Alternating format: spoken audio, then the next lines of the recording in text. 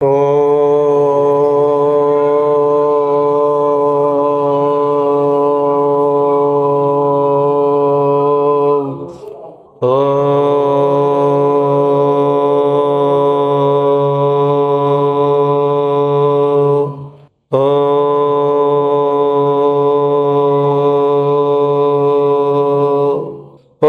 गुरुर्ब्रह्मा गुरुर्विष्णुः गुरुरेव महेश्वरः गुरु साक्षात् परब्रह्म तस्मै శ్రీ గురవే నమః.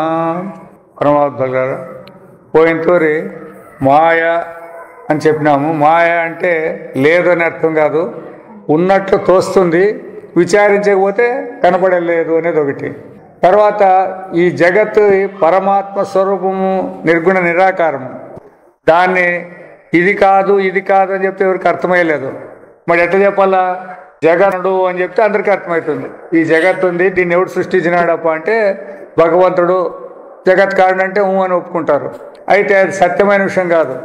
ఎందుకంటే జగత్తే సత్యం కానప్పుడు జగత్తుకు కారణం ఎట్లా సత్యమవుతుంది?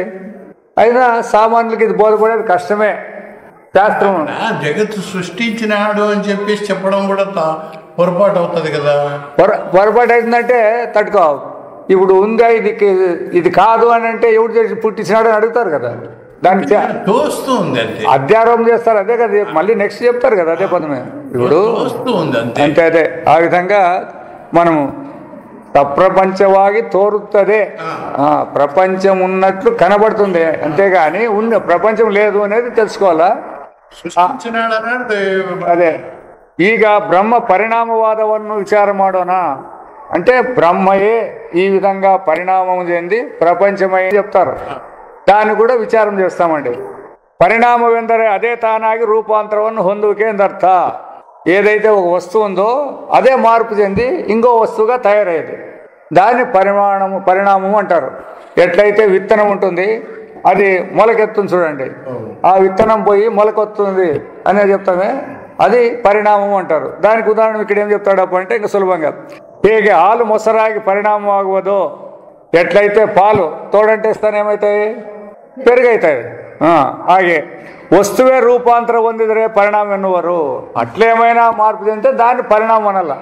ఇప్పుడు అట్లా పరమాత్మ కూడా పరిణామం చెందుతాడు అంటే తన స్వరూపాన్ని పోగొట్టుకోవాల్సి వస్తుంది. కాబట్టి అది సరిపోదుని. ಉಪನಿಷತ್ತುಗಳಲ್ಲಿ ಇಂಥ ಪರಿಣಾಮವಾದಕ್ಕೂ ಇಂಬನ್ನು ಕೊಡುವಂಥ ವಾಕ್ಯಗಳು ಇವೆ. ఇప్పుడు ఆ ఉపనిషత్తులలో కూడా దీనికి ఆధారాలను పరమాత్మ పరిణామం పొందినాడు అనేది ఉంది.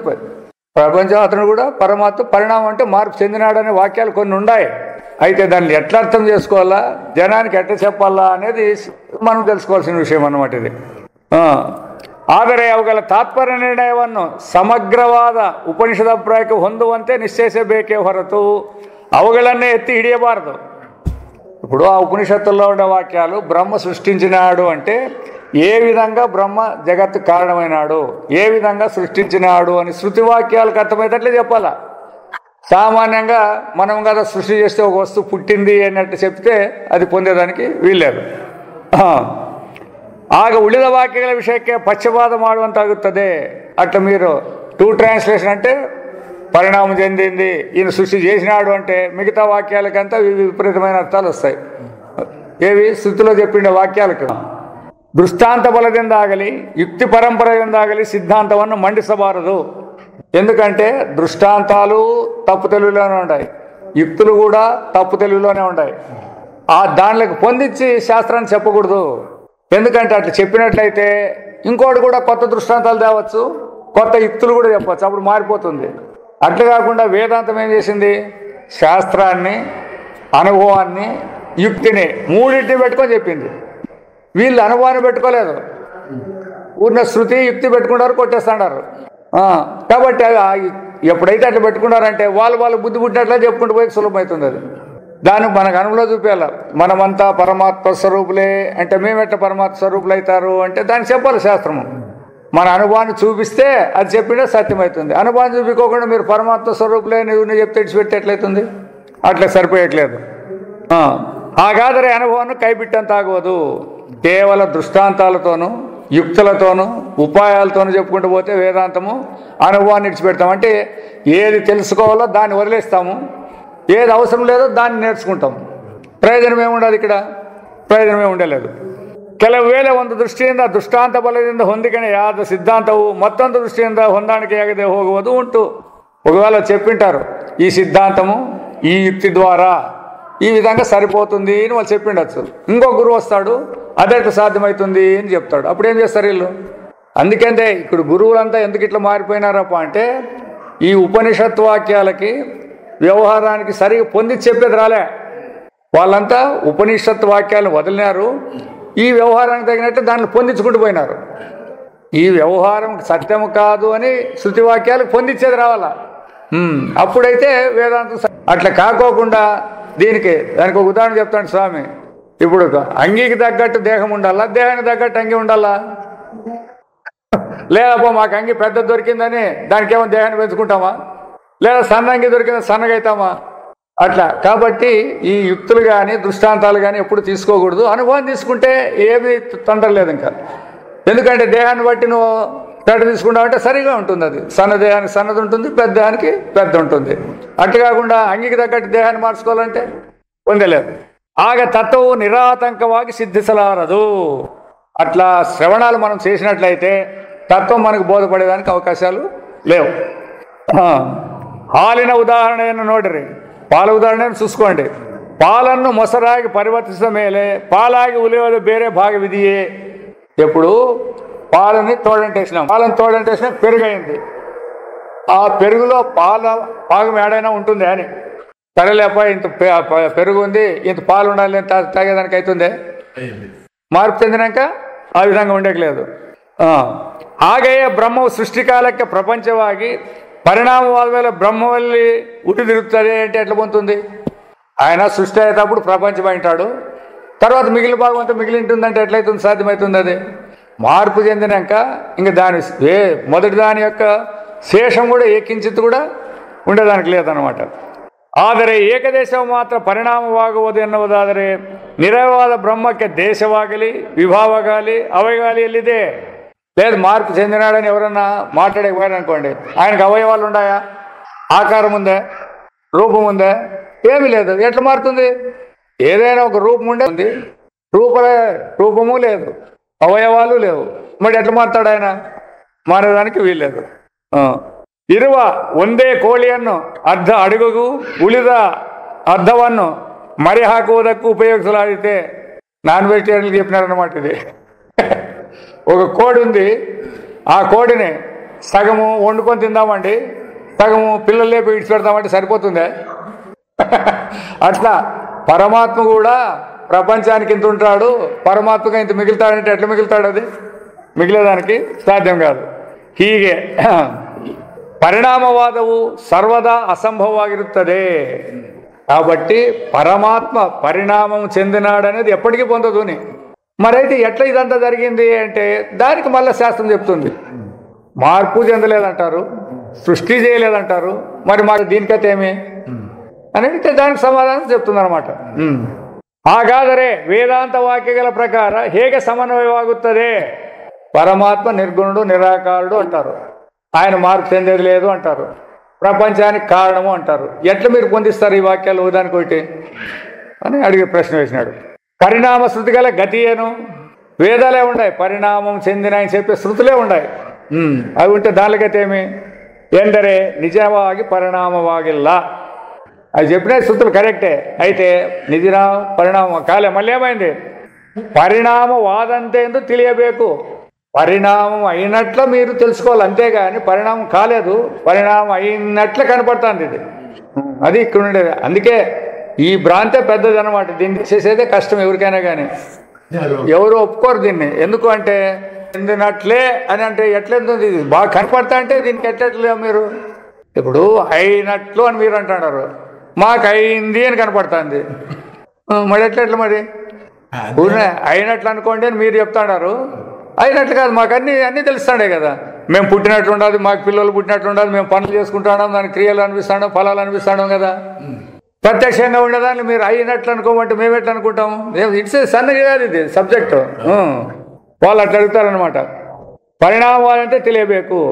ಈಚಿನ ವೇದಾಂತ ಗ್ರಂಥಗಳಲ್ಲಿ ಇದನ್ನು ವಿವರ್ತವೆನ್ನುವರು. దీన్ని వివర్తవాదం అంటారు. పరిణామవాదం అనకూడదు, వివర్తవాదం అనేది పేరు పెట్టారు. ఎవరు? శంకరాచార్యుల వేదాంతంలో వచ్చిందనమాట ఇది. వివర్తవాదము, మాయా సత్కార్యవాదం అని 2 పేర్లు పెట్టినారు దీనికి. ఎట్లా అంటే దా చెప్తారు. ಬೆಳ್ಳಿಯಾಗಿ ಕಾಣಿಸಿಕೊಂಡ ಕಪ್ಪೆ ಚಿಪ್ಪು ಹೇಗೆ ఇప్పుడు ఎప్పుడైతే బజార్లో పడినటువంటి తగరము కానీ అభ్రకము కానీ మనకు వెండి వలె కనపడుతుంది. వెండి అనుకుంటాం మనం కూడా. మరి ఆడు వెండి ఉంటే లేదు. ఆ విధంగా ఇక్కడ ఉదాహరణ చెప్పేదనమాట. అట్లా ತೋರಿಕೊಂಡಿದ್ದು ಹಾಗೆಯೇ ಪರಬ್ರಹ್ಮವು ತನ್ನ ಸರ್ವಜ್ಞತ ಸರ್ವಶಕ್ತಾದಿಗಳಿಂದ ಪ್ರಪಂಚವಾಗಿ ತೋರಿಕೊಂಡು ಯಾವ ವಿಕಾರವೂ ಇಲ್ಲದ್ದಾಗಿರುವುದು అంటాడు. పరమాత్మ స్వరూపాన్ని అంటే యథార్థాన్ని మనం గుర్తించుకోకుండా ఒక వస్తువును చూసి భ్రాంతి చేత మనం కల్పించుకుంటామే తప్ప నిజంగా అక్కడ మీరు కల్పించుకున్నటువంటి వస్తువు లేదు, ప్రపంచం అనేది లేదు. దానికి ఆధారమైన పరమాత్మ ఉంది. ఆ పరమాత్మను మీరు గుర్తించుకోకుండా ప్రపంచం మాకు కనపడుతుందని మీరు అంటున్నారు. ఉండే తాడునే పాము అని అంటున్నారు, ఉండే ఆ తగరాన్నే వెండి అంటున్నారు, ఆ గాజు ముక్కనే వజ్రం అంటున్నారు. మీరు అంటది కదా. ఎప్పుడైతే మన దృష్టి ఎట్లుండాలి అన్నట్లయితే తక్షణమే ఏదో ఒక వస్తువు చూస్తా నిర్ణయం చేసేస్తారు ఇట్లుంటుంది అని. పోయి అటుపోయి విచారిస్తే అది అట్లుండలేదు. అట్లా మనం కూడా అవిచార దశలో ఉండి ప్రపంచం కనపడతాను కాబట్టి ప్రపంచమే సత్యము అని ఒకటిసారి పెట్టేసుకుంటాము. ఇప్పుడు ఆ భ్రాంతిని పోగొట్టేది, ఆ తప్పు తెలివి పోగొట్టేదే వేదాంతం అనేది. మనకి ఎట్లా మీరు విచారం చేస్తే ఈ ప్రపంచం అనేది సత్యంగా నిలుస్తుందే, నిజంగా పుట్టిందే, అంతసేపు కూడా ఆలోచన చేసే పని లేదు. మరి ఎందుకు గానో మరి జనానికి ఇది అర్థం కాలేదు, నాకు అర్థం కాలేదు. ఎందుకంటే ఇప్పుడు జాగ్రత్తలో ఉన్నప్పుడు మనమంతా మేము ఈ దేహంతో ఉండమని అంటారు, అందరూ అంటున్నారు. ఒప్పుకుందాం దీన్ని. సరే, అదే స్వప్నం వస్తే ఈ దేహం ఉందే అంటే ఇంకో దేహం ఉంది అంటున్నారు కదా. మరి ఈ దేహం సత్యమా ఆ దేహం సత్యమా అనేది ఎవరైనా ఆలోచన చేసినామా? ఏం వేదాంతానికంతా పోల్సిన పని లేదు. ఇప్పుడు మన అనుభవంలోనే ఉన్నాయి. ఇప్పుడు నాది నాది అంటాడు, సరే ఉన్ని అయితే ఇదే దేహమే మళ్ళా స్వప్నం నేను అంటాడు. చూడాడు నువ్వు ఆడు కూడా నేను అంటాడు. ఆ నేను అన్నప్పుడు ఈ దేహం ఉందా మన దగ్గర? లేదు. నిద్రపోతే రెండు లేవు. మరి మనకి పుట్టినామనే దానికి ఏం ఆధారం ఉంది? ప్రపంచం ఉందనే దానికి ఏం ఆధారం ఉండదు చెప్పండి? నీవు సిద్ధమైతే ప్రపంచం సిద్ధమవుతుంది. నువ్వే సిద్ధం కాలేదు కదా. నేనంటే ఏమనేది? ఇంత మాత్రమే. ముముక్షులైన వాళ్ళు ఇంత మాత్రం ఆలోచన చేసి ఏం కష్టమేం లేదు దీనికి. ఏదాన్ని నేను అనుకోవాలా అన్నప్పుడు శాస్త్రం చెప్తుంది. ఈ రెండింటిని అయితే వివేచించి నువ్వు చెప్తాండావో, జాగ్రత్తలో ఈ దేహం ఉంది, స్వప్నంలో ఈ దేహం లేదు, స్వప్నంలో ఉండే దేహం మెలకులో లేదు, ఈ రెండు కూడా నిద్రలో లేవు అని చెప్పాల్సి వస్తే ఈ దేహంతో చెప్తాడారా, ఈ మనసుతో చెప్తాడారా, ఈ బుద్ధితో చెప్తాడారా? చెప్పక సాధ్యమా? ఎందుకంటే వీడు స్వప్నాన్ని చూడలే, ఆ వాడు రాలే, నిద్రలో ఇద్దరు పోలే. మరి ఎవరు చెప్పాలి దీన్ని? అంటే మన అనుభవ స్వరూపమే చెప్తాంది అనేది కొంచెము దృఢమైపోతే ఇప్పుడే ఈ దేహం మీద మనకి అనాసక్తి కలగచ్చు. ఏం కష్టమేం కాదు ఇది. అయితే మనం దీన్ని ఇట్లా అనుభవాన్ని ఇడిచిపెట్టినాము, వ్యవహారాలు చేసే మొదలు పెట్టినాము. అనుభవాన్ని గుర్తించి వ్యవహారం చేయ పర్వాలేదు, తప్పేం కాదు అది. ఎందుకంటే ఈ దేహం నేను కాదు అని ఎప్పుడైతే నువ్వు వేస్తాడావో అప్పుడు దీని యొక్క కోరికలు కావాలని కోరము, ఇవి ఫలాము చెందాలని కోరేలేదు. ఎందుకు? ఈ రెండింటికి సాక్షిగా ఉండవు. నువ్వు సాక్షితో దాంతో ఏం సంబంధం? దావంటి పోయే వాళ్ళ కథ అంతా మనకేం సంబంధం? ఉన్న చూసేవాళ్ళమే మనం. అట్లా మన స్వరూపం కేవలం సాక్షి స్వరూపమే కానీ ఈ విధంగా జీవత్వాన్ని దేహాలని అనిపించేది కాదు. అంతేకాదు ఇప్పుడు మన యొక్క అవయవాలు ఉన్నాయి కదా. నేను చూసే సరే కొంతకాలానికి నాకు కళ్ళు కాని రావు అని మీరు అంటారు అన్నారు కదా. ఇప్పుడు కన్నుకి ఆపరేషన్ చేస్తారా, నీకు ఆపరేషన్ చేస్తారా? కన్నుకి ఆపరేషన్ చేస్తారు. కన్నుకి ఆపరేషన్ చేసాక మళ్ళీ ఏమంటారు? నాకు కనపడుతుంది అంటారు. ఇప్పుడు వాడు వీనికి ఆపరేషన్ చేసినారా, కంటికి చేసినారా? కన్నును ఉపయోగించేవాడు మామూలుగానే ఉన్నాడు. వాడేమో అప్పుడు కన్ను కాని వస్తుంది అన్నాడు, కాని రాకున్నాడు, కాని రాలేదు అన్నప్పుడు మరి ఎక్కడ పొరపాటు జరిగిందంటే ఆ కారణం చెవి కానీ, ఇది కానీ, ముక్కు కానీ, నాలుక కానీ, చర్మం కానీ. కొంతమంది మాకేం ముట్టుకుంటే ఏమో అయ్యలేదప్ప అంటారు. అంటే దాంట్లో డిఫెక్ట్ వచ్చేసింది, రక్త ప్రసరణ లేకుండా దాన్నే పార్శ్వవాయువు అనేది. ఇప్పుడు నీకు తెలుసు ఇది పార్శ్వవాయువు అనేది, మరి నీకు ఆపరేషన్ ఎందుకు చేస్తారు? దానికి చేయాల. మరి ఇట్లున్నప్పుడు కరణాలు ఉపయోగించుకునేటువంటి నీకు కరణాల సంబంధం ఎందుకుంటుంది అని ఉదాహరణ లేదా సైకిల్ లేదా ఏదో ఒకటి ఉపయోగించుకుంటాను, టీవీనో ఆ టీవీ చెడిపోతే నువ్వు చెడిపోయినట్లయితావా? మరి మనం ఏం చేస్తాము? ఆ టీవీ పోతే ఎట్లయితే కన్ను కానలేదంటేనే నేను గుడ్డోడు అంటాడు, వీడు వినపడిపోతే నేను చెవిటోడు అంటాడు. చూడండి ఎట్లా తగిలించుకుంటాము. ఇట్లా తగిలించుకోకూడదు. ఎందుకంటే నేను చెవిటివాడు అన్నప్పుడు నీవుగానే ఉండవు, తర్వాత నేను వినేవాడు అన్నప్పుడు కూడా నీవుగానే ఉండవు. అయితే ఆ వినేవాడు అన్నప్పుడు చెవు బాగా పనిచేస్తుంది, అప్పుడు దోషం లేదు దాంట్లో. అయితే ఎప్పుడు చెవులో దోషం వచ్చిందే అప్పుడు చెవిటోడైనా అంటావు. కాబట్టి లేని యొక్క కరణాల యొక్క ధర్మాలని నీవు అంటించుకుంటాడు. ఇది తెలుసుకోకుండా వీళ్ళు ఏం చెప్తాడారప్ప అంటే ఆత్మధర్మాలు ఇవి అని చెప్పేస్తాడు. అంతఃకరణ ధర్మాలని ఆత్మధర్మాలని చెప్పినారు వీళ్ళంతా వేదాంతంలో. అదే దెబ్బ. ఇప్పుడు నువ్వేమంటారు, వాళ్ళు ఏమంటారు, నేను ఇట్లా గిచ్చితే నీకు నొప్పి లేదా అంటారు. అవును ఉంది అంటాం మనం. ఎందుకన్నావు నువ్వు? ఈ దేహం వేరే నేను వేరే అనే జ్ఞానం లేదు మనకి. దేహమే నేనంటావు. కన్ను పోయినప్పుడు కూడా కన్ను నాకు కానలేదంటే నాకు దుఃఖమైంది అంటావు. అప్పుడు కూడా కన్ను నువ్వే అవుతావు. ఇట్లా ఆ కరణాలు నేనే అన్నప్పుడల్లా ఇవి నీకు అంటుకుంటానే అంతే. అయితే ఆ కరణాలు నాకు ఉపయోగపడేటివే కానీ నేను అవి కాదు అనే జ్ఞానం వస్తే అయిపోయింది. అందుకే భగవంతునికి ఏ అవయవాలు లేకుండా అందరి అవయవాలు తనవే. అందుకే అన్ని తలకాయలు నావే, అందరి కళ్ళు నావే, అందరి కాళ్ళు నావే. ఆ పరమాత్మ తనకు యావి లేకున్నా కూడా వీటి ద్వారా ఉపయోగించుకొని పనిచేస్తాడు శాస్త్రం చెప్తుంది. తర్వాత పాణిపాదం తత్సర్వ శిరోముఖం అని భగవద్గీతలో వస్తుంది. అది ఆయనకేం లేవు అవన్నీ, ఆయన శక్తితో పనిచేస్తాడే. చూడండి ఇవన్నీ దానిలో నేను ఉపయోగించుకుంటానని అంటాడు అంతే. ఆయన ఏం ఉపయోగించుకునే పని లేదు, ఏం సంబంధం లేదు. ఏమి దీన్ని ఉపయోగించుకొని ఆయన ఏం భోంచేయాల. కాబట్టి బాగా జ్ఞానం పెట్టుకున్నాడు. ఎప్పుడే కానీ విధమైన విచారం చేస్తాము సులభంగా దాటుకోవచ్చు వేదాంతంలోకి. అట్లా ఆలోచన చేయకోకుండా ఈ దేహేంద్ర సంఘాతమే నేను అని పెట్టుకుంటే బయటపడేది కష్టమే. అందుకే వీళ్ళు ఋషులన్నీ కూడా అట్లా ఆలోచన చేసినారు బాగా. మొట్టమొదట జ్ఞానాన్ని పొంది ఎందుకు బాని మాకు ఇట్లాంటివి వచ్చినాయి, మేము ఎందుకు జీవులైనాము, మేము పుట్టి తెచ్చేవాళ్ళు ఎందుకైనాము అని వాళ్ళు బాగా ఆలోచన చేసుకుంటూ వచ్చినారు. అట్లా ఆలోచన చేసినప్పుడు కేవలం తప్పు తెలివి ద్వారా ఇది జరిగిందే కానీ నిజంగా ఇది లేనే లేదు అనేది వాళ్ళు గుర్తు చేసినారు అనమాట. దాన్నే మనకు చెప్తున్నారు. ఇప్పుడు మీరు కూడా ఈ బంధాల్లో నుంచి ఎట్లా బయటపడాల్సి వస్తుందంటే ఇట్లా అనుభవాన్ని మీరు పొందించుకుంటే ఈ బంధాల నుంచి బయటపడతారు. లేకపోతే దానిలోనే మనం తిరగాల్సి వస్తుంది అని చెప్పిండేది అది. అదే దీన్ని వివర్తవాదం అంటారు. పరిణామవాదం అనకూడదు. పరిణామవాదం అంటే చిక్కిపోతాం. ఒక తూరి పాలు పెరుగైందంటేనే మళ్ళా పెరుగు పాలు అయ్యకలేదు వీల్లేదు. ఇంకా ప్రపంచమైనాడు అంటే ఇంక మళ్ళీ పరమాత్మ అయ్యకలేదు ఆయన ఛాన్స్. మరి ఎట్లయిందంటే తానుగానే ఉంటాడు, పరమాత్మగా ఇది ప్రపంచంగా తోస్తాడు అనేదానికి ఉదాహరణ చెప్తుంది ఇక్కడ. ಬೆಳ್ಳಿಯಾಗಿ ಕಾಣಿಸ್ಕೊಂಡು ಕಪ್ಪಚಿಪ್ಪೆ ಹೇಗೆ ತಾನು ಬದಲಾಗದೆ ತಾನು ತಾನಾಗೆ ಉಳಿದುಕೊಂಡು ಬೆಳ್ಳಿಯಂತೆ ತೋರ್ಕೊಂಡಿತೋ అదే మామూలుగానే ఉండదు. అది అయితే మనకి వెండిగా కనపడిందంతే ತೋರಿತೋ ಹಾಗೆ ಯಾವ ಪರಬ್ರಹ್ಮವು ತನ್ನ ಸರ್ವಜ್ಞತ ಸರ್ವಶಕ್ತಾದಿಗಳಿಂದ ಪ್ರಪಂಚವಾಗಿ ತೋರಿಕೊಂಡು ಯಾವ ವಿಕಾರವೂ ಇಲ್ಲದ್ದಾಗಿರುವುದು. అందుకే దృష్టాంతం బాగా గుర్తుపెట్టుకోండి ఎప్పుడే కానీ. తాడు ఏ విధంగా కూడా పాము ఎట్లా చేసినా కాలే. అయితే మనం పాము పాము అని అంటాం. మరి ఇక్కడ పొరపాటు ఎక్కడ జరిగింది? తాడులో జరిగిందే, లేకపోతే పాములో జరిగిందే, లేకపోతే నీ మనసులో జరిగిందే? పాముకి అక్కడేం సంబంధం లేదు, తాడుకి ఏం సంబంధం లేదు. మరి ఎక్కడ పుట్టిందప్ప అంటే మన మనసులో పుట్టింది. తాడు అనే జ్ఞానం లేకోకుండా పాము అనేది పుట్టింది. చూడండి, దాన్నే సృష్టి కారణం ఏమంటే తప్పు తెలివి అంటుందంటే. మనమేమంటాం సృష్టి కారణం ఏమప్ప అంటే మేమేమో పాపుణ్యాలు చేసినాము దానికి మేము పుట్టినామని మనం అంటాం. ఎందుకు? వ్యవహార దృష్టి, ఇది తప్పు తెలివితో ఉండేది. సరిగా విచారం చేస్తే సృష్టికి కారణమే లేదు. తప్పు తెలివి తప్పితే అవిద్య, తప్పు తెలివి, అధ్యాస అని పేర్లు ఉన్నాయి. ఇవన్నీ ఉన్నాయి, అవన్నీ అన్ని అవసరం లేదు. ఆ విధంగా తెలియకోకుండా దాని నుంచే ఈ విధంగా మనకు తోస్తుంది అనేది బాగా దృఢం కావాలి. ఇదన్నే సృష్టి అన్నవారు. ప్రపంచం సృష్టి అయింది అంటారు. తాడులో పాము పుట్టిందే నిజంగా? తాడు తెలియకపోతే పాము అయి పుట్టింది. అట్లా మనకు కూడా పరమాత్మ తెలియకపోతే, ఆ స్వరూపాన్ని మనం గుర్తించకపోతే అప్పుడు మనకి నేను దేవంతో కూడినాడు ಪ್ರಪಂಚమంತಾనంలో ఇదంతా వస్తుందన్నమాట.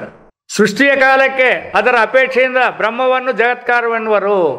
కాబట్టి వాడి జగత్తు కారణం ఎందుకన్నారప్ప అంటే సృష్టి అయిందని అంటారు కదా మీరు. మరి సృష్టి కావాలంటే ఒకదాన్ని ఎవడో సృష్టి చేస్తేనే కదా అది పుట్టేది. సృష్టించగానే అది ఏది పుట్టేయలేదు కదా. కాబట్టి మీరు సృష్టి అయిందంటారు కాబట్టి దీనికి కారణం భగవంతుడే లేదా పరమాత్మే, జగత్ కారణము అనే పేరు పెట్టినారంతే. ఆయన ఏం చేయలే, మనం పెట్టుకునే పేరు ఇది. జగత్ కారణమైనవారు. ಈ ಜಗತ್ಕಾರಣವಾಗಿ ವ್ಯವಹರಿಸಲ್ಪಟ್ಟ ಬ್ರಹ್ಮವೇ ದೇವಾತ್ಮ ಶಕ್ತಿ ಎಂದು ಹಿಂದೆ ಕರೆಯಲ್ಪಟ್ಟಿದೆ. ఈ విధంగా ఏ జగత్ కారణం అంటున్నారో అది మనం ఇంతకు ముందు దాన్ని ఏమైనా దేవాత్మ శక్తి అన్నాం, దాన్ని అంటే పరమాత్మ స్వరూపం అని అన్నాం మనం. ఏది ఈ జగత్ కారణం అని మీరు అంటున్నారే, ఇప్పుడు అది ఎవరప్ప అంటే పరమాత్మ శక్తి అని ఇంతకు ముందు దాన్ని ఆయన్నే ఇట్లా పిలుస్తాం జగత్ కారణుడు అని. బ్రహ్మವು నిజವಾಗಿ పరిణామವಾಗುತ್ತದೆ ಎಂದು ఒప్పిదరే, మీరు పరమాత్మే పాలు పెరుగైనట్లు మారుతుందని మీరు ఒప్పుకున్నట్లయితే ಅದು ಅನಿತ್ಯವು ವಿಕಾರಿಯು ಸುಖ ದುಃಖಾದಿ ಸಂಸಾರ ವಿಷ್ಟವಾಗಿ ಅಂಥ ಬ್ರಹ್ಮವನ್ನು ಅರಿಯುವುದರಿಂದ ಮುಕ್ತಿಯಾಗುವ ಸಂಭವವೂ ಇಲ್ಲ.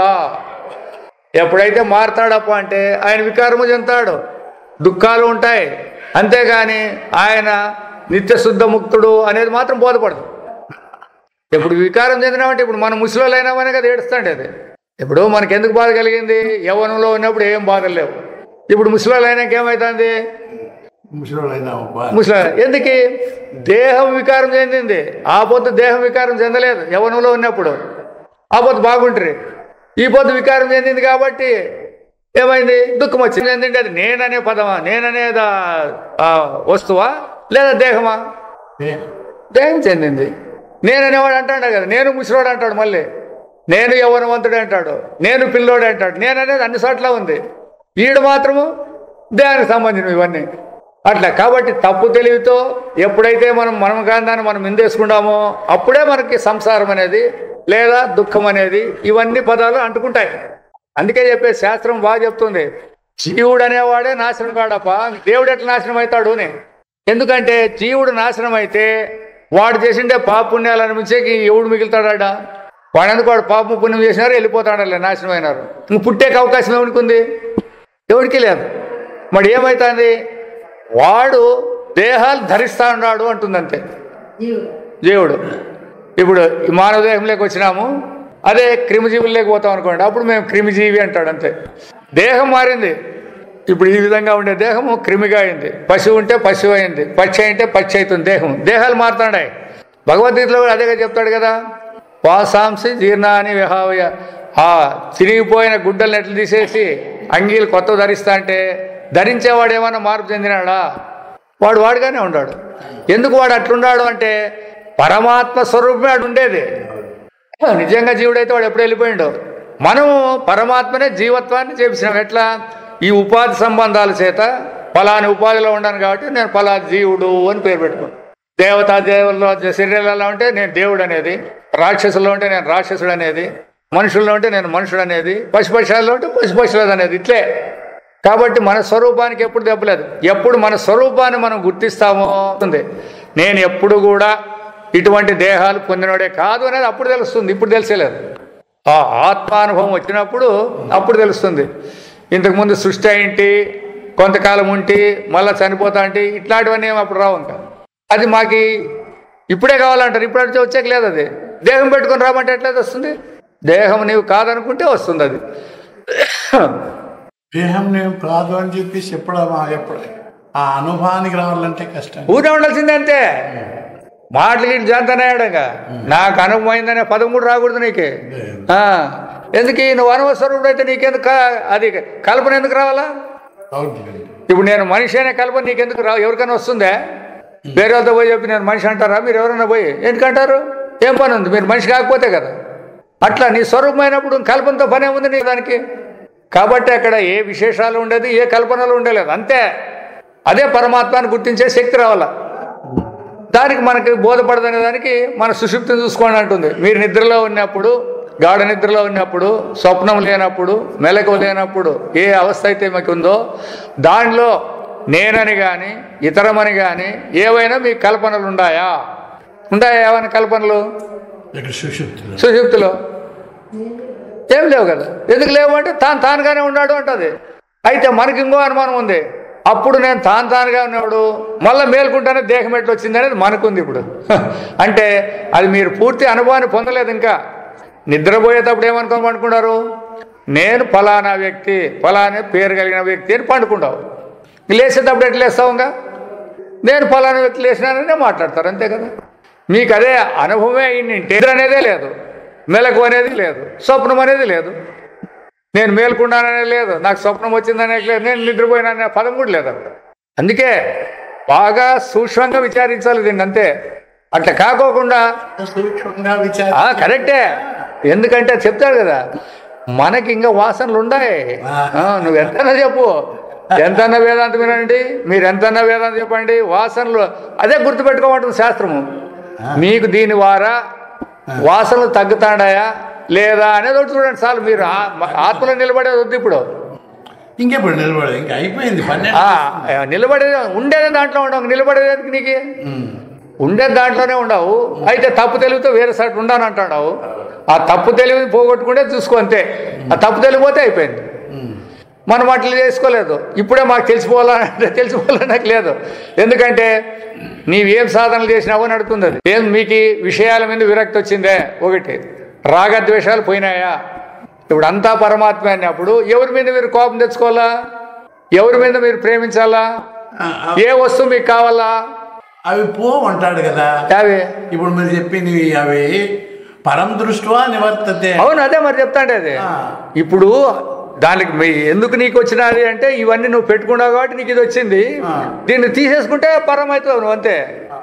అప్పుడు పోతాయి, అంతే. అందుకే అది పోతుందా లేదా అని మీరు అనొద్దండి. నిద్రపోయినప్పుడు ఎట్లా పోయి రాగద్వేషాలు మీకు, అదొకటి చెప్పండి చాలు. నిద్రపోయినప్పుడు మీకు ఎవరి మీద రాగం కానీ ద్వేషం కానీ ఉందే, లేదా కోరికలు ఏవైనా ఉన్నాయా, మరి ఎందుకు లేవాడా? నీవే ఉండింటే, ఈ జీవుడు అనేవాడు నేను అనేవాడు ఉండింటే ఉండాలి కదా అవి. మరి అవి లేవు అంటే జీవుడు లేనట్లే కదా. పరమాత్మ లక్షణాలు అవే, పరమాత్మ లక్షణాలు అవే. మరి అట్లప్పుడు ఆయన ఉంది కదా నీ దగ్గర. ఏం జరిగింది ఇప్పుడు జాగ్రత్త అవస్థల నుంచి సుషుప్తిలోకి వచ్చేదానికి ఏం జరిగింది అని ఈ యాడికి వచ్చింది పోయింది లేదు, మూడు లేని దాన్ని కల్పించుకుంటాడు. ఇప్పుడు ఆ తాడనే పామని నీటి దారని ఎట్లా కల్పించుకుంటావో అట్లా మూడు అవస్థలు కల్పించుకుంటావు, కానీ వచ్చిపోయేటివి లేవు ఇడ, వచ్చిపోయేటివి లేవు. సరే నేను అడుగుతాను, వచ్చిపోయేదానికి ఆధారం ఉండాలంటే ఏముండాలా? దేశకాలాలు ఉండాలా, సమానమైన దేశం ఉండాలా. ఇప్పుడు మెలకులో నుంచి నేను స్వప్నం లేకపోతాను, లేదా మెలకులో నుంచి నేను నిద్ర లేకపోతానంటే ఈ మెలకు అనేది ఆడుంది, ఇది స్వప్నం అనేది ఆడుంది, నిద్ర అనేది ఆడుంది. ఒకదానికి కూడా సంబంధం లేదు అని చెప్పి మరి లేదు కదా, అయిపోయి కదా. మరి అప్పుడు నువ్వు వచ్చిపోయేది ఎట్లా, సంబంధం లేని దాంట్లోకి ఎట్లా వచ్చిపోతారు మీరు? కాబట్టి తప్పు తెలివిలో వికల్పాలు ఉంటుంది. ఇది తప్పు తెలివిలో వికల్పం అంటే ఎట్లా? గొడ్రాలు పేరుంది, గొడ్రాలు కొడుకు అని పేరుంది, గొడ్రాలు అనే పదంలోనే కొడుకు ఎగిరిపోయింది. కుందేటి కొమ్ము అని అంటారు, కుందేటి కొమ్ము అనేది ఆడుంది లేదు, పేరుంది కానీ వస్తువు లేదు. అట్లా ఈ వికల్పాలునే ఈ జాగ్రత్త అనేది, స్వప్నం అనేది, సుషుప్తి అనేటువంటి వికల్పాలే కానీ, నీలో కల్పనలు వికల్పాలే కానీ నిజంగా అవి లేవునే. మరి ఎందుకు చెప్తారు మీరు అంటే అదే శాస్త్రం చెప్తుంది. ఎందుకు? వికల్పో వినివర్తేతే కల్పితో ఏనకేన చిత్ ఉపదేశం వాదో జ్ఞాతే ద్వైతం నవిద్యతే అంటుంది. ఉపదేశాని కోసం ఇవన్నీ పెట్టినామే కానీ తెలుసుకుంటే ద్వైతం లేదు. అది ఇవన్నీ శాస్త్రం కూడా కల్పించింది, ఇవన్నీ మనమే కల్పించుకోలే. ఇప్పుడు జాగ్రత్త ఉంది, స్వప్నం ఉంది, సుషుప్తి ఉందని మీరు చెప్తామంటారు కదా, ఎప్పుడు చూసినారని మీరు చెప్తారు దీనిని. మనకి అనుభవాలు ఉన్నాయా చెప్పండి జీవునికి? అన్నీ అంతే బాగా క్లియర్గా ఉన్నాయి. దాంట్లో గౌడపాద కారికలు క్లియర్గా రాసేసినాడు, దానిలో ఏం ములాదే పెట్టలేదు వాళ్ళు. ప్రపంచ ఇది వర్తైతే నివర్తత నశంశయ మాయా మాత్రం ఇదం అద్వైతం పరమార్థత ఉండేది, పరమార్థము అద్వయమైండేది. మీరంతా ప్రపంచం ఉందని ఎగలాడుతున్నారు. ఇది మాయాని మీరు గుర్తిస్తే అప్పుడు మీ స్వరూపంలో మీరు నిలబడతారు. పోనీ మీకు ధైర్యంగా ఉంటే ఎప్పుడు ఈ ప్రపంచం ఉందని చెప్పేదన్నా ధైర్యం ఉందా ఎవరికైనా కానీ? అదనే చెప్పండి. ప్రపంచం ఎప్పుడు ఉందని ఎవరైనా ధైర్యంగా చెప్పాలంటే చెప్పాలి. ఎప్పుడూ లేదు. వీళ్ళు మెలకులో ఒకటి ఉంది అంటారు, మెలకులో ఒకటి ఉందంటే మిగతా రెండు అవస్థల్లో ఏం కావాలా? ఇతనే సృష్టించుకుంటున్నాడు ఎవడు. అదే చెప్తే కదా దానికంతా అంతఃకరణలోని వికల్పాలు ఉంటుంది అంతే. ఒకటే పదమే అది. మేము ఇంత చేసి ఇంత ఇన్నాళ్ళు ఎగరలాడితే ఇది కేవలం వికల్పాలు. అనుభవానుసారంగా చూసుకుంటే ఏడన్నా ఉంటే చెప్పండి. ఇప్పుడు నువ్వే చెప్తాడు, మెలకు ఉన్నప్పుడు నిద్ర లేదు, నిద్ర ఉన్నప్పుడు స్వప్నం లేదు, మెలకు లేదు, నువ్వే చెప్తాడు. అవి చెప్పాలన్నప్పుడు ఈ వీడు ఎట్లుంటాడు, వీడు ఉండేకే లేదు. అవును లేదు కదా. మరి అనుభవం దాని నుంచే కదా వచ్చిండేది నీకు. మరి ఆ స్వరూపం మన సత్యమవుతుంది కానీ ఇదంతకు ఎందుకైతే ఇవన్నీ ఇట్లా కొంచెం బాగా విచారం చేసుకుంటే తెలిసిపోతాయి, ఇవేం కష్టమేం కాదు. అయితే అటువంటి విచారాలు మనకు చెప్పలే, దాంట్లో ఏం సంశయం లేదు. ఇట్లా ఇప్పుడు మనం మాట్లాడుకుంటే అట్లా ఇట్లా పుస్తకాలు తీసుకొని దీన్ని క్లియర్గా చెప్పింటే ఎవరు భయపడే పని లేదు. వేదాంతం ఎప్పుడు అందరికి సులభంగా అర్థమైండో.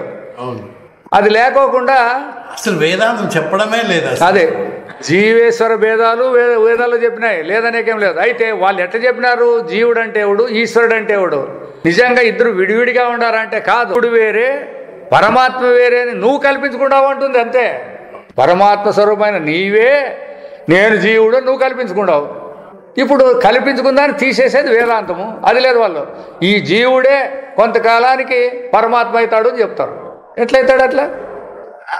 ఈశ్వరత్వమే నీ వ్యవహారం జరుపుతున్నాడు, ఈశ్వరత్వమే జరుపుతుంటే నేను చేస్తున్నాను అని చెప్పేసి దీంట్లో బాగా క్లియర్గా వచ్చేస్తాయన్నీ. ఎందుకంటే దృష్టాంతాలు ఇచ్చి మన అనుభవాలు చూపిస్తారు కాబట్టి మనం ఎక్కడ పక్కకు నుసుకేకే లేదప్ప. అయితే అర్థం చేసుకుంటే కావాలా, అర్థం కాకుండా ఇప్పుడు అడిగేది కావాలా. మీరు వినకూడదు, మీకు అనుభవం వచ్చేంత వరకు. అనుమంటే ఏమైనా సంశయాలు వస్తే ఆ సంశయం మాకు ఇట్లుంటుంది కదా ఎట్లా అంటే మళ్ళీ దాని గురించి మళ్ళీ చెప్పేకి వస్తుంది. నాకేమి తొందర లేదు అట్లా. అది బాగా జరుగుతుంది.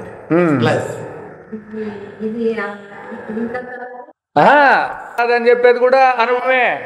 వ్యవహారాన్ని పుట్టిస్తుండే ఈశ్వరత్వం, నీలో ఉండే ఈశ్వరుడే నీకు వ్యవహారం. రెండు ఒకటే దాంట్లోనే ఉన్నాయి. ఈశ్వరుడు అనేవాడు, జీవుడు అనేవాడు, జగత్ అనేవాడు, మూడు పరమాత్మలోనే ఉన్నాయి. మరి ఎట్లెట్ వచ్చిందప్ప అంటే జీవుడు అనేవాడు వచ్చినప్పుడు ఈశ్వరుడు అనేవాడు వస్తాడు. అర్థమైన సంకల్పం ఎక్కడి నుంచి పుడుతుంది? ఇప్పుడు నేను పోవాలా, శ్రవణానికి పోవాలా అనే సంకల్పం ఎక్కడి నుంచి పుట్టింది? అది ఈశ్వరత్వం నుంచి పుట్టింది. మనం ఏమనుకుంటాం అంటే కరెక్ట్ అట్లా కాదు. మొదటి ఏమనుకుంటారంటే నా మనస్సు కోరికలు కోరుతుందప్ప అంటారు. కరెక్ట్, మనస్సుకి కోరికలు పుడతాయంటారు. సంకల్పాలు కావచ్చు లేదా ఏవైనా కానీ. అదే సంకల్పానికి నేను పలానూరికి పోవాలనేది ఒక సంకల్పము, నేను పోకూడదు అనేది కూడా సంకల్పమే. ఈ రెండు అయితే ఇవి మనస్సులో పుడతాయనేది వ్యవహారంలో కరెక్టే. అయితే మనస్సు అనేది స్వతంత్రమా కాదనేది ఎవరికి తెలియదు. అది గుర్తుపెట్టుకోండి అండి. ఇప్పుడు బల్బు వెలుగుతుంది అనేది అందరూ ఇప్పుడు అమ్మ చెప్పేది నేను. ఇప్పుడు బల్బు వెలుగుతుంది అంటున్నారు, కరెక్టే వ్యవహార దృష్టితో. బల్బు వెలుగుతుందా, బల్బులోని కరెంటు వెలుతురిస్తుందా అనేది మొదటి ఆలోచన చేయండి. ఆలోచన చేసినా కదా. ఇప్పుడు అదే విధంగా మీ మనస్సు పనిచేయాలన్నా, బుద్ధి పనిచేయాలన్నా, ఇంద్రియాలు పనిచేయాలన్నా ఇవన్నీ జడము.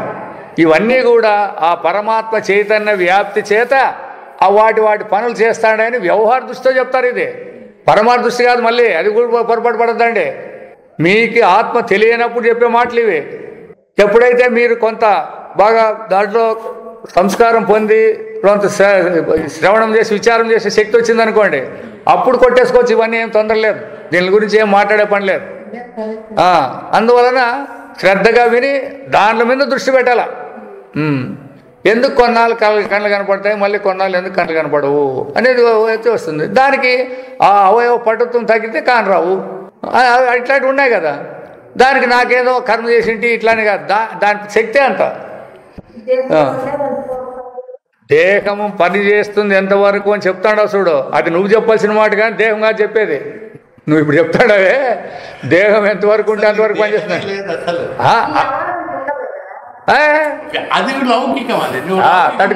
ఏమే నువ్వు ఇప్పుడు పరమార్థానికి వచ్చినావు, వ్యవహారానికి ఉండాలంటే ఏం ఉండాల్సిన పని ఉంది. వ్యవహారానికి ఉండాలంటే నువ్వు పరమాత్మ ఎట్లా తెలుసుకుంటావు?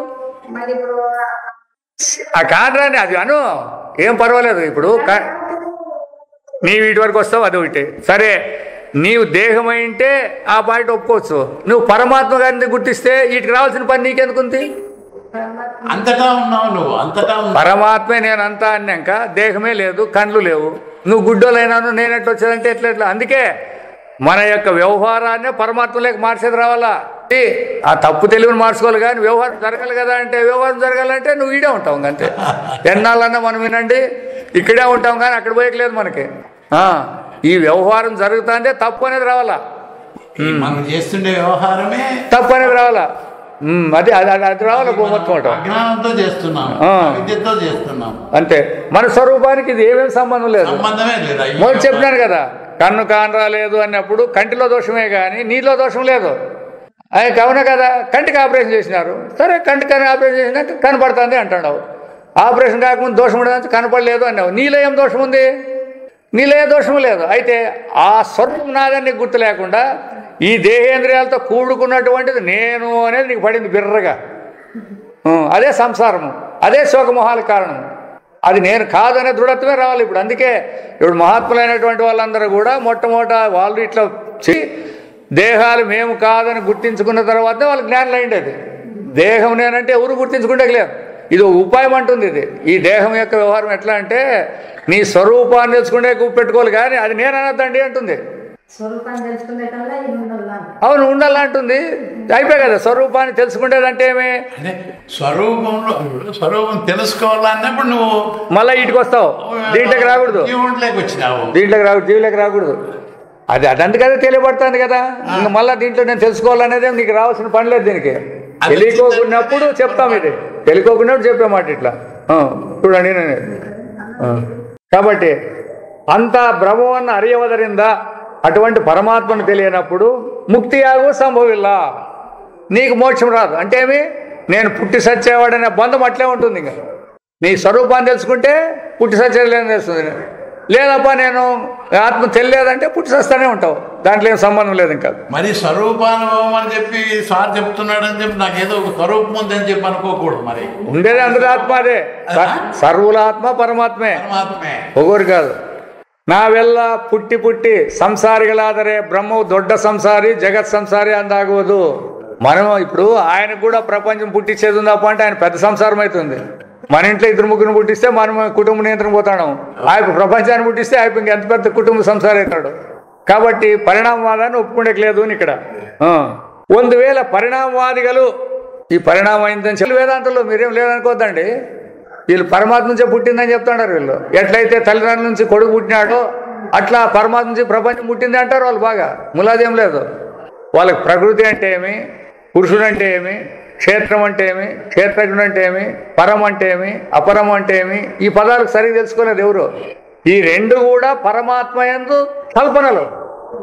ఒకే పరమాత్మ యందు ప్రకృతి పురుషుడు అనే రెండు కల్పనలు. అదే 13వ అధ్యాయంలో క్షేత్రము క్షేత్రజ్ఞుడు, అదే 7వ అధ్యాయంలో పరాప్రకృతి అపరాప్రకృతి ఇట్లా చెప్పిండేది. ఇవన్నీ అవి పరాప్రకృతి అపరాప్రకృతి వేరే వేరే లేవు. పరమాత్మనే మనం రెండు భాగాలు చేసుకొని మాట్లాడుకుంటే కూర్చుంటాం. లేని భాగాలను అవి ఉన్ని భాగాలు చేసినా పర్వాలేదు, లేని భాగాలను చేసుకొని మాట్లాడుతాం అన్నమాట. వాళ్ళ ఉగాలు ఎట్లా అంటారంటే ತಂದೆ ತಾಯಿಗಳಿಂದ ಮಗು ಹುಟ್ಟಿದಂತೆ ಬ್ರಹ್ಮದಿಂದ ಜಗತ್ತಾಗಿದೆ అని అంటారు అనుకోండి, ఒప్పుకుందాం అట్లుగానే. పరమాత్మ నుంచే ఈ ప్రపంచం అంతా పుట్టింది అన్నామనుకోండి. ఇప్పుడు ఆ విధంగా లెక్కేస్తే ఏమవుతుంది, ಆಗ ಮಗವು ಬೇರೆ ಆಗಿದ್ದು ತಂದೆ ತಾಯಿಗಳು ಬೇರೆ ಇರುವವರಲ್ಲ ಹಾಗೇಕೆ ಆಗಬಾರದು ఎన్నబోగుదు వాళ్ళు. ఎట్లయితే ప్రపంచము పరమాత్మ చూసిందంటే తండ్రి నుంచి కొడుకు వేరే ఉంటాడా లేదా, తల్లిదండ్రులు వేరే కొడుకు వేరే ఉంటాడు కదా, మరి అట్లా మీరు ఎందుకు అనుకోకూడదు అని వీడు పూర్వపక్ష ప్రశ్న వేసినాడు అనమాట. ప్రపంచం వేరే, దాన్ని సృష్టిన పరమాత్మ వేరే ఉన్నాడు. ఎట్లయితే తల్లిదండ్రులు కొడుకు జన్మిస్తే వాడు కొడుకు వేరే ఉంటాడు, వీళ్ళు ఉంటారు కదా అన్నట్లయితే దానికి చెప్తాడు. ఇప్పుడు ఎట్లా అంటే ఇదేనో ಒಂದು భాగದಲ್ಲಿ సరి వ్యవహారస్తులకి సరిపోతుంది ఇది. ఎందుకు పిల్లోడు వేరే ఉన్నాడు, తల్లిదండ్రులు వేరే ఉన్నారు, అవునా? ఇప్పుడు సరే ఇది బాగానే ఉంది కదా, ఇప్పుడు మనకేమి నొప్పి అని మీరు అడగచ్చు. దానికి శాస్త్రం చెప్తుంది ఒక మాట, ఇప్పుడు మీ పిల్లోనికి కష్టమైతే మీకు దుఃఖం వచ్చిందే, మీకు కష్టం వచ్చింటే ఇంట్లో పిల్లోళ్ళకి కానీ మనకు సంబంధించిన వాళ్ళకి కష్టాలు వస్తే మనకు వచ్చిందంటారా లేదా? మరి వేరే ఉంటే మీకెందుకు రావాలా? వాడు వేసిన ప్రశ్నకు వాడినే కొడతాడు అన్నమాట. ఇప్పుడు ఇట్లా వాడు ఏమంటారంటే పరమాత్మగా ఉండొచ్చు, పిల్లోలుగా ఉంటారంటే మంచిదేనప్ప, నీకైతే బాగానే ఉంది. అయితే పిల్లోళ్ళకి కష్టాలు వచ్చినప్పుడు తల్లిదండ్రులు ఏడుస్తారా లేదా? అట్లయినప్పుడు పరమాత్మ కూడా ఏడుస్తాడు కదా మనకు. అట్లా పరమాత్మ ఏడుస్తాడా? మరి ఎంత నీట్గా కొట్టేస్తారు చూడండి. అది ಮಗುವಿನ ನಿಮಿತ್ತವಾದ ಸುಖದುಃಖಗಳಿಂದಲೂ ತಂಟೆ ತಾಪತ್ರದಿಂದಲೂ ಯಾವಾಗಲೂ ತಂದೆಯಾಗಲು ಬಲ್ಲುತ್ತಿರುವುದ బ్రహ్మవు దుఃఖే ಆಗಬಹುದು. ఎట్లయితే మనకందరికి ఇప్పుడు ఎవరికి బాధలేం లేవు, మరి ఎందుకు వీలు వచ్చింది? మా పిల్లోనికి సరి జరగలేదు, నా బిడ్డకి సరి జరగలేదు, నా కాలికి సరి, ఇట్లే కదా మనకంత ఏడుపు వచ్చిండేది. మనమేం బాగానే ఉన్నాము, వాళ్ళు బాగాలని పెట్టుకుంటారు లేదు. మరి పరమాత్మ కూడా సృష్టి ప్రపంచం చేసిండే వాళ్ళకి వచ్చిండే కష్టాలని ఇయ్యప్ప అనిపించాలా లేదా? పరమాత్మ కూడా మరి ఇయ్యప్ప దుఃఖి అవుతాడు, మరి ఎట్లా ఆనంద అవుతాడు ఇయ్యప్ప? అయ్యేదానికి లేదు. కాబట్టి ఇతర పదాలు ఇంకా సులభంగా చెప్తాడు చూడండి. కానీ దీనివల్ల ఎట్లా అనుకోవాలంటే కనసిన మగవాదరే ఎచ్చత్త ಮೇಲೆ ಅದರ సంగవాగలి దుఃఖ సుఖాగలి ఇల్లదిరువంతే ఒకటే మాట చెప్పి. ఇప్పుడు జాగ్రత్తలో ఉండే కొడుకు కష్టాలు సుఖాలు అన్నీ కూడా మనం అనిపిస్తాం, అవునా? స్వప్నంలో కూడా మనకు ఒక కొడుకు కలిగినాడు, వానికి కూడా కష్టాలు దండికి వచ్చినాయి, అప్పుడు కూడా అందరూ ఏడ్చినాం. ఆడ స్వప్నంలో ఉన్నాడు. మెలకు వస్తానే ఆ కొడుకు సంబంధం కానీ ఆ దుఃఖం కానీ ఎవరికైనా కరుచుకుందే, మరి అట్లా అనుకోండి. స్వప్నంలోని పిల్లవాడు వల్ల ఎట్లుంటుందో వాడి సుఖ దుఃఖాలు మనకి ఎట్లా అంటావో అట్లా ఎచ్చత్త ಮೇಲೆ సంగవాగలి దుఃఖ సుఖాలు ఇల్లువంతే తోరికొండ ప్రపంచ సలుವಾಗಿ తోచిన దాన్ని పట్టుకుంటారు కదా మీరు పుట్టిందని. స్వప్నం కూడా మీకు తోచింది, ఆ స్వప్నం నుంచి మీరు ఏమైనా బాధపడినారా? అట్లే కనపడిన ప్రపంచం కూడా లెక్కేసుకోండి. ఇది కనబడిపోయేదే, స్వప్నం కూడా వచ్చిపోయేదే, అట్లనే ఈ జాగ్రత్త కూడా వచ్చేదే పోయేదే అన్నప్పుడు మనకు దుఃఖం ఎందుకు వస్తుంది? అది పెట్టుకోలేదు. స్వప్నం వచ్చిపోతుంది కానీ జాగ్రత్త వచ్చిపోయేది లేదు అని పెట్టుకుంటాం. వచ్చిపోతానే కూడా అదే వచ్చిపోతాను. ఇది కూడా స్వప్నం వచ్చినప్పుడు జాగ్రత్త లేదు కదా, జాగ్రత్త లేదు. దాంట్లో జరిగిన ఘటనలు కూడా, దాంట్లో జరిగిన ఘటనలు మెలకు వచ్చినాక లేవు కదా. అట్లనే ఇక్కడ కూడా ఈ రెండింటినీ చూసేటువంటి నేను వేరే అని మీరు ఎప్పుడు మేల్కుంటారో, ఈ రెండు నాకు తెలుస్తాయని ఎప్పుడు మనం మేల్కుంటామో ఆ రెండింటి సంబంధం మనకు లేదు. దానికే అవుతూరే ఇంట్లో కొడుకు చచ్చిపోయినాడు. ఇంట్లో ఆమె అరుస్తానట, నువ్వేం ఆలోచన చేసుకుంటుండవు, ఇంట్లో కొడుకు చచ్చిపోయిందంటే సరే రెండుసేపు ఉండు, నాకు స్వప్నంలో కూడా ఇట్లా కొడుకే ఒకటి చచ్చిపోయినాడు, వీడు చచ్చిపోయినాడు, ఎవరిని చూసి ఏడ్చాలా అని అడిగినట్టు అతను. జాగ్రత్తలో ఉండే చూసి ఏడ్చాలా, స్వప్నం ఉండే వాడు నా కొడుకే కదా, మరి వాడు చచ్చినాడు వాని కోసం ఏడ్చాలా, వీడు నా కొడుకే వీని కోసం ఏడ్చాలా అని అడిగినట్టు. అట్లా జ్ఞానులైనటువంటి వారు ఇట్లా పాయింట్లు పెట్టి కొట్టేస్తారు వాళ్ళు. ఎవరికి ఏడ్చే పని లేదు, ఇద్దరు ఉల్లెక్కలోనే. కాబట్టి తోరికొండ ప్రపంచం సలుವಾಗಿ తోచే ప్రపంచం కోసరమై ಕಾರಣವೆನಿಸಿದ್ದ బ్రహ్మవు నిత్య శుద్ధ ముక్తವಾಗಿ యావాగలు ఇరువదు. కాబట్టి దాన్ని విషయం చేసుకుంటున్నాడు కాబట్టి ఆ విషయంలోకి ఇతడు పోడు కాబట్టి ఎప్పుడు కూడా ఇతడు దానికంటే వేరే అనేది గుర్తుపెట్టుకొని మన స్వరూపానికి ఎప్పుడు కూడా ಈ ಅಂಟಲು అనేటివి ఏవి తీసుకోవాలి. ಹೀಗೆ జగత్తుకి బ్రహ్మకు తారతమ్యವನ್ನು ఇట్లా జగత్తుకి బ్రహ్మకు భేదం ఏముంది అనేదాన్ని సత్య అనుతత్వಗಳನ್ನು సత్యము అసత్యాలను వింగడిసికొండు విభజించుకోవాలా. ప్రపంచం సత్యమా పరమాత్మ సత్యమా? పరమాత్మ సత్యము అని అంటారు అందరూ. మరి పరమాత్మ సత్యం అయితే ప్రపంచానికి ఎందుకు దండలాడుతున్నారు మీరంతా? అది ఎప్పుడైతే ఆ పాయింట్ మన దగ్గర వచ్చిందో పరమాత్మ సత్యం అంటే సత్యానికి మనం పోరాడాలి కానీ ప్రపంచం అసత్యం అన్నప్పుడు దీనికి ఎందుకు పోరాడుతున్నారు? ఇక్కడ ఉండే విషయాలన్నిటికీ అసత్యం ఇవి, దీనికి ఎందుకు పోరాడాలి మనము? సత్యమైన పరమాత్మ కోసమే తిరగాల అని ఇట్లా ఎవరైతే విభజించుకుంటారో సత్యానృతాలను విచారించుకొని సత్యము పరమాత్మ, అనృతము ప్రపంచము విషయాలు అన్ని దాంట్లోకి వేసుకో. ప్రపంచం అంటే మొత్తం అనాత్మనే. ఇదే ఈ విధంగా తెలుసుకొని పరమ ఏదైతే సత్యమైతో ఆ బ్రహ్మవన్నే తమ ఆత్మనాగరితూ అదే సత్యమైంది. ఈ జాగ్రత్తలో ఉండే దేహాలు వచ్చిపోతాడాయి, నాకు స్వప్నంలో వచ్చే దేహాలు పోతాడాయి, నిద్రలో ఈ రెండు లేకుండా పోయేది కూడా అనుభవం ఉంది. ఈ విధంగా ఉన్నటువంటి సత్యమైంది మన స్వరూపం. అవి కనపడి వెళ్ళిపోయేటివి అవి. మరి ఇప్పుడు కనపడి వెళ్ళిపోయేటి సత్యమా, వాటిని విశ్లేషణ చేసేటువంటి తాను సత్యమా? మరి తాను సత్యం అన్నప్పుడు ఆ తానులో నిలబడాలి మనం, దేహంలో కాదు నిలబడకూడదు. ఏ అనుభవం అయితే మనకి ఇదంతా చెప్తా ఉందో ఆ అనుభవంలో నిలబడాలా. మనకేముందంటే మొదటి నుంచి అలవాటు నేనే చెప్తాను కాబట్టి నా మనసే తెలిసింది కాబట్టి అని ఇట్లా దీంట్లో ఇరుక్కుంటాం మనం. దీని నుంచి వేరుపడేది నేర్చుకోవాలి. అదే ముఖ్యమైనటువంటిది. నువ్వు ఏ సాధనలన్నా చేయండి, మీరు ఏమన్నా చేయండి, ఆ సాధనల యొక్క ప్రయోజనం అంతా ఏముండాలప్ప అంటే పరమాత్మను తెలుసుకుంటే ఇచ్చగలగాలి కానీ వ్యవహారం తెలుసుకోవాలా, వ్యవహారం కోసం ప్రయత్నం చేయకూడదు. అది ఎప్పుడైతే మనం వేదాంతం వినాలా, మన నిజస్వరం తెలుసుకోవాలనే పరిస్థితే వేరే ఉండాలి. ఇది మనం వాళ్ళతో కలిసకూడదు. ఎప్పుడు కూడా కలిసినా కూడా టచ్ మీ నాట్ అన్నట్లు ముట్టుకోకున్నట్లు ఉండాలి అంతే. చెప్పేటవన్నీ వినాల్సిందే, కానిలేండి అంటాడు అంతేగాని దానికోసం వాళ్ళు చెప్పినారు కాబట్టి మనం పోతే ఎట్లా అంటే చిక్కుంటాం మనం కూడా దాంట్లో. అందుకే ఎప్పుడు కూడా సత్సంగంలోనే ఉండాలి కానీ అట్లా కాకుండా వ్యవహార సంఘంలో ఉండకూడదు అని. మనం ఎంతన్నా వినలేండి, ఆ వ్యవహార సత్యత్వంలోకి వచ్చిన వాళ్ళు ఆ రెండు మాటలు చెప్తానే దాంట్లోకి దూరుతాం మనం. ఇంతవరకు ఏది సత్యము ఇదంతా అసత్యం అని బాగా నమ్మినా వాళ్ళు ఏదో రెండు మాటలు చెప్తారు, ఎట్లా ఈ జాగ్రత్తలో దుడ్డు సంపాదించాక ఇట్లా పని చేస్తే సరిపోతుంది అంటారు. సర్రని పోతుంది మంది, ఏ మూలాలు లేకుండా పోతుంది. ఎందుకంటే దాంట్లోనే ఉంది, అలవాటైంది దీనికి. అట్లా కాకోకుండా విషయ వాంఛలు తగ్గిస్తే అప్పుడు మనం ఇక్కడికి వచ్చాక కొంతకాలమే మనం ఆ పని చేయాల్సి ఉండేది. ఎట్లయితే ఇప్పుడు ఇవన్నీ ఇస్తున్నారు కదా, భూమిలో నుంచి చంద్రగ్రహంలోకి పోయేటివి, వీటి నుంచి నేరుగా చంద్రగ్రహంలోకి పంపించే శక్తి వీళ్ళకి లేదు. మరి ఆటి వరకు పంపిస్తారప్ప అంటే ఎంతవరకు ఆకర్షణ ఉందో ఆ ఆకర్షణ దాటే వరకే, ఇంకా దాటినాక ఇదేం పని చేయదు, అదే వెళ్ళిపోతుంది. ఇంకా మనం కూడా ఇప్పుడు ఈ భూమి ముందు ఉన్నాం కాబట్టి ఆకర్షణ శక్తి ఉండాము. ఇప్పుడు అదే దీంట్లో పోయే వాళ్ళు ఉండారే, ఆ క్షిపణిలో పోయే వాళ్ళు ఉంటారు చూడండి, వాళ్ళు కాళ్ళు భూమి దాని మీద పెట్టేయలేదు, వాళ్ళు గాలిలో ఉంటారు వాళ్ళంతే. వీటి నుంచి నేను కొడితే వీటి నుంచి నూకితే ఆడ పడతావా లేదా? మనం ఊరిని ఒక రకంగా నూకితే కూడా ఆడిపోయి పడతాం కదా, నువ్వేం ప్రయత్నం చేయలేదు, నూకిన దానికి పోయి పడినావు. అట్లా ఈ క్షిపణి ఇచ్చాక ఆ శక్తిని, ఆ ఆకర్షణ శక్తి దాటేంత పవర్తో కొట్టేస్తారు వీళ్ళు. అది కొట్టేసినాక ఇంకా అదే అక్కడ ఆకర్షణ శక్తి అది పీక్కుంటుంది పైనంగా. అట్లా మనము కూడా వ్యవహారాన్ని చల్లుకుంటానే పరమాత్మ పీక్కుంటాడు మిమ్మల్ని, ఇంక మళ్ళీ మీరు ప్రయత్నం చేసేది లేదు ఇక్కడ. అందుకే మహాత్ములైనటువంటి వాళ్ళు మాకు ఇండ్లు లేదు ఏం లేదంటారు వాళ్ళు. ఎందుకంటే వాళ్ళు ఆ ఆకర్షణ పోవాలి మొదట. వ్యవహార ఆకర్షణ ఎప్పుడు తగ్గిందంటానే పరమాత్మ ఆకర్షణ పీక్కుంటుంది అది. ఇప్పుడు ప్రహ్లాదుడు, ధ్రువుడు ఇట్లా వాళ్ళందరూ ఉంటారు కదా, వాళ్ళంతా నచికేతుడు వీళ్ళంతా ఎందుకు పోయారు వాళ్ళు అంటే పిల్లలే వాళ్ళు అంతే. 5 ఏళ్ళు 7 ఏళ్ళు 10 ఏళ్ళలో వీళ్ళంతా. మరి ఎట్లా చిలికి అంటే ఈ వ్యవహారం అనే ఆకర్షణ తగ్గిపోయింది, అదే ఎక్కుంది కాబట్టి ఇగ్గుకుంది అంతే. అట్లా మన వ్యవహారాన్ని కూడా ఎంత తగ్గిస్తే ఎంత పరమాత్మ మనసు. అందుకే నువ్వు ఎన్ని పూజలు చేసినా ఏమో అడుక్కుంటాడు, అలా నాకు తత్వమే కావాలనేది అడుక్కోవాలి మనం. మనం పాటలు పాడండి, శ్రవణాలు చేయండి, పూజలు చేయండి, వ్రతాలు చేయండి, తీర్థయాత్రలు పోండి, వాటికన్నా పోండి, దేనికి పోయినా కూడా మన కోరిక ఏమనేది మీరు దృష్టి పెట్టుకోండి, అంటే లక్ష్యం పెట్టుకోండి. అలా నాకు ఆత్మతత్వాన్ని అనుగ్రహించాలా అని వేడుకుంటాడు అంతే. ఎందుకంటే అది మన స్వరూపమే.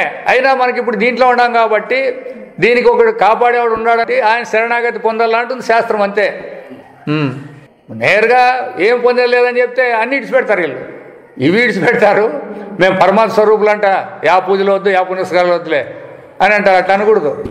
వాళ్ళని అక్కడ దాని నుంచి ఇడిపించుకోకుండా దాన్ని ఎట్లా ఉపయోగించుకుంటే మీరు ధనులవుతారు అని దానికి బాగా చేసి పంపించాలి.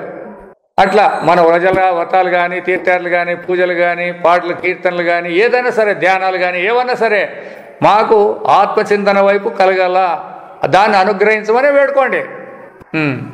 నీవు ఆత్మస్వరూపుడు నీకు తెలియదు కదా, ఇప్పుడు ఇంకా నీకేం తెలియదు. మనం అజ్ఞానులుగానే ఉన్నాము, ఇప్పుడు అజ్ఞానులుగానే ఉండి పరమాత్మ వల్ల అంటున్నాము. మరి అట్లప్పుడు ఆశ్రయించాల్సిందే కదా అతన్ని. అంతవరకే దానికి స్టెప్.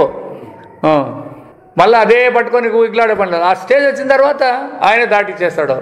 చెప్పినాడు కదా, భగవంతుడు సర్వగతుడు, అందరి హృదయాల్లోనూ ఉన్నాడు. వీళ్ళు నన్ను కోరుతా ఉండారా వ్యవహారాన్ని ఎప్పుడైతే నన్నే కోరుతారంటే ఎట్లయితే ప్రహ్లాదుని కాపాడినాడు చూడండి, వాళ్ళ నాయన ఎన్ని అవస్థలు పెడితే కూడా ఎవరు వచ్చి కాపాడారు ఆయన్ని? పరమాత్మే. యోగక్షేమం మహామ్యం అన్నాడు కదా ఆయన కూడా. ఎవరైతే అన్య చింతన లేకుండా నన్నే నా చింతనతోనే కడతారో వాళ్ళ యొక్క యోగము నేనే చూస్తా, వాళ్ళ యొక్క క్షేమం కూడా చూస్తా, వాళ్ళకి ఏమేమి కావాల్సిండేటివి నేనే ఇస్తా, ఏమైనా ఆటంకాలు ఉంటే తొలగిస్తా, అనుకూలాలు ఉంటే కలిగిస్తా. మనకు అట్లుందే లేదు, మనకు ఆ దృఢత్వం లేదు. ఇంకా ఆ దృఢత్వం వచ్చేదే వేదాంతం యొక్క లక్షణం అనమాట. ఆ దృఢత్వమే కావాల్సిండేది ఇప్పుడు అంతే, ఇంక వేరే ఏం కాదు. బ్రహ్మదల్లే మనుషులు బతికిరువాగలే జీవన్ముక్తరాగి. ఈ దేహం ఉన్నప్పుడే దేహం మాకు సంబంధం లేదంటారు వాళ్ళు. ಜೀವನ್ಮುಕ್ತರಾಗಿ ಬಾಳಿ ಜೀವಿಂಚಿ ಅನಂತರ ದೇಹ ಬಿದ್ದು ಹೋದ ಮೇಲೆ ಮತ್ತೆ ದೇಹಧಾರಣ ಮಾಡಲು ಯಾವ ಕರ್ಮ ನಿಮಿತ್ತಗಳಿರುವುದಿಲ್ಲವಾಗಿ ಬ್ರಹ್ಮದ మళ్ళా దేహధారణ చేయాలంటే ఏముండాలి మీ దగ్గర? మనం ఏదైనా పుట్టాలంటే ఏముండాలి మన దగ్గర అది చెప్పండి. పోనీ మనం పుట్టాలంటే ఏంటి ఉంటే మనం పుట్టాం. కోరికలు ఏముంటాయి? ఆ కోరికలు కానీ ఉంటాయి, నీకు దండిగా ఉంటాయి. అయితే ఆ కోరిక ప్రకారం ఎట్లా పుడతావు? కోరిక ప్రకారం ఎట్లా పుడతావు చెప్పండి. మరి అదే కొంత చేయాలనేది. పాప పుణ్యాల ద్వారా దేహాలు పుడతాయి. కోరికలు ఏమి దండిగా ఉంటాయి. పాప పుణ్యాలను అనుసరించి దేహాలు వస్తాయి. మరి పాప పుణ్యమే చేయకపోతే దేహాలు ఏంటికి వస్తాయి? ఎప్పుడైతే ఇదంతా పరమాత్మదే, మాకు సంబంధమే లేదప్ప, మాకు పాపం వద్దు పుణ్యం వద్దు, ఆయన ఏం చేపిస్తాడో అది చేసుకుంటూ పోతాడాము అంటే మీకు పాపం ఎట్లా తగులుకుంటుంది, పుణ్యం ఎట్లా తగులుకుంటుంది? నేను చేస్తానంటే తగులుకుంటుంది. మర్చిపోద్దండి, నేను చేస్తాను, అది పుణ్యం కావచ్చు పాపం కావచ్చు, దానికి మీరు జన్మ ఎత్తే తీరాలంటుంది. మరి ఆ జన్మ నుంచి మరణం నుంచి తప్పించుకోవాలా, జన్మరాహిత్యమే కావాలా అన్నట్లయితే నీకు పాపం వద్దు పుణ్యం వద్దు. పాప పుణ్యాలు అయితే పుట్టాల్సిన పని ఏముంది? కారణం అంతా అంతే. ఇప్పుడు మనం పుట్టినామంటే చాలా మందికి అది కూడా ఆలోచన లేదు. ఏమో పుట్టాడామప్ప అని అంటాడు అంతేగాని పాపుణ్యాలు చేసినాం కాబట్టి అనిపించక పుట్టాడాం అంతే. పాపుణ్యాలు ఇచ్చిపెట్టిన వాళ్ళకి పుట్టే అవసరమే ఉంది. అందుకోసమే దేహధారణ మాటలు యావ కర్మ నిమిత్త గల 20 తెల్లవాగి బ్రహ్మదల్లే ಒಂದಾಗಿ ಬಿಡುವರು. వాళ్ళు పరమాత్మ స్వరూపులు అవుతారు. మళ్ళీ దేహాన్ని ధరించే క్వశ్చనే లేదు. ఇప్పుడు ఎందుకు ధరించినారా అదని చెప్పండి అంటే ఇప్పుడు కూడా తప్పు తెలివితోనే అనేది రాని పెట్టుకోండి, మర్చిపోద్దండి. ఎట్లయితే స్వప్నదేహాన్ని ఎందుకు ధరిస్తుంది అంటే ఆ మోహం అనేది చూడు, నిద్ర మోహం అనే దాంట్లో తగులుకుంది. అట్లనే ఇక్కడ కూడా అజ్ఞానం అనే దాంట్లో తగులుకుంది దేహం. ఇప్పుడు కూడా మనకేం లేవు ఈ దేహాలు. ఆ మాటకు వస్తే ఇప్పుడు కూడా మనకేం లేవు. ఎందుకంటే ఒక తూరు మీకు దేహమే ఉంటుంది, నిజంగా సత్యంగా దేహమే ఉంటే దాని సత్యాన్ని తీసేసట్లేదు కదా ఎవరికి. భ్రాంతిని అసత్యాన్ని తీసేయచ్చు, లేని దాన్ని లేదనొచ్చు, భ్రాంతి అంటే భ్రాంతి అని కొట్టేయచ్చు.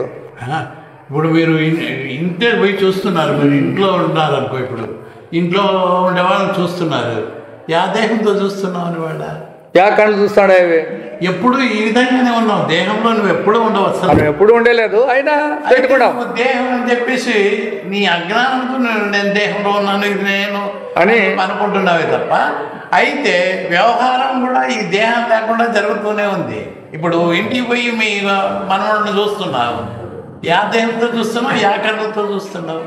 అందుకోసమే వేదాంతం అంటే చాలా బాగా సిన్సియర్గా ఉండాలి. ఇది ఏదో పోయి చేసేది కాదు. ఇది చెప్పే వాళ్ళలో కూడా ఇటువంటి వేదాంతం చెప్పేది లేదు, విచారం చేసే దిక్కురాల చెప్తాది. ఇప్పుడు కూడా శాస్త్రం ఏం చెప్తాది, మీరు ఏం పుణ్యం చేసినారు అంటే ఏదో దాన ధర్మాలు చేసినారు ఏం చేసినారు అని కాదు. అవన్నీ కూడా దాన ధర్మాలు చేసే పుణ్యాలన్నీ ఎట్లుంటాయప్ప అంటే దానిలో అనిపించే దేహాలు వస్తాయి, సంసిపోతాయి. అర్థమైనా లేదు మీకు. అయితే ఈ పుణ్యం రావాలప్ప అంటే ఇది తరిగేది కాదు, అరిగేది కాదు. ఇది మనకు తెలియకనే నిష్కామంగానే ఆ పుణ్యం చేసినారు కాబట్టి ఇటువంటి సమాచారం వినేదానికి మనకు అధికారం వచ్చింది. ఏం భయపడాల్సిన పని లేదు దీంట్లో. మీకేమన్నా కార్లు ఉన్నాయా, మీకు పుణ్యం చేసింటే కార్లు వద్దు, సంసారం వద్దు. ఎందుకంటే ఇది హిరణ్యకశిపుడు 3 లోకాలు ఉండేవాడు స్వాధీనంలో. ఏం ఏడ్చే అంతే జరిగేది. కాబట్టి అవి కాదు ప్రధానమైనది. మనకి మన మనస్సు అనేది పరమాత్మ కావాలా అనే భావనలో ఉండాలా. దానికి ఎప్పుడు పరమాత్మ మనకు కావాలన్నాడైతే అంతా పరమాత్మ అనే భావన రావాలా. అన్నిటి యందు కూడా ఆయన స్వరూపమే, అంతటా ఆయనే ఉండాలని శాస్త్రాలు చెప్తాండాయి. కాబట్టి నా యందు అతని యందు వేరే పక్కన యందే ఉందనే భావం మనకు వస్తే అప్పుడు మనం ఇతరులకు హింస చేసేది కానీ ఒకరి మీద ద్వేషాలు పెంచుకునేది కానీ ఇట్లాంటివి ఉండలేదు. అతని యందు అంతటా అతనే ఉన్నాడు అని చెప్పేసి అనుకున్నప్పుడు అతను ఎవరు కాదు, అతను నువ్వే. అది మనమే అయితే అంత ఇంకా తెలియదు కదా మనకు. అది అతను అని చెప్పి నా స్వరూపమే అంతటా ఉంది. అందుకే అవన్నీ నేను అయితానా కాదనే పని కూడా వద్దు మీకు. దాని అంతటి ఆలోచన కూడా వద్దు. చేసే పనుల్లో ఇంతకుముందు ఆసక్తితో ఇది నాదని చేస్తా అంటే ఇప్పుడు ఇది నాది కాదు, పరమాత్మ ఎట్లా ఆడిస్తే అట్లా పోతుంది. ఎందుకంటే అది కూడా అనుభవమే.